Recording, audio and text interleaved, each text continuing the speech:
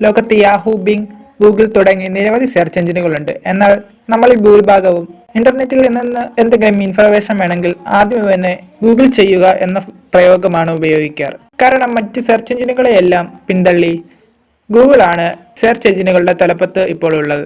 എന്നാൽ ഗൂഗിളിന് പുതിയൊരു എതിരാളി വരികയാണ്.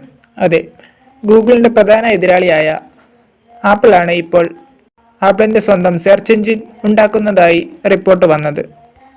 ഇപ്പോൾ ആപ്പിൾ ആശ്രയിക്കുന്ന സെർച്ച് എഞ്ചിൻ ഗൂഗിളാണ്.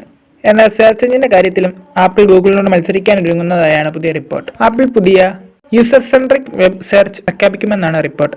എന്നാൽ ഈ സെർച്ച് എഞ്ചിൻ വർക്ക് ചെയ്തു തുടങ്ങുന്നതിന് 2023 ജനുവരി വരെയെങ്കിലും കാത്തിരിക്കേണ്ടി വരും.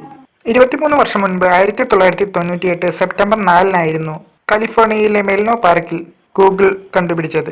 ഇന്ന് സെർച്ച് എഞ്ചിൻ എന്നതിൽ മാത്രമല്ല, artificial intelligence, online advertising, cloud computing, computer software, quantum computing, E commerce, consumer electronics അങ്ങനെ പലവിധ മേഖലകളിൽ ഗൂഗിളിന് തന്നെയാണ് ആധിപത്യം.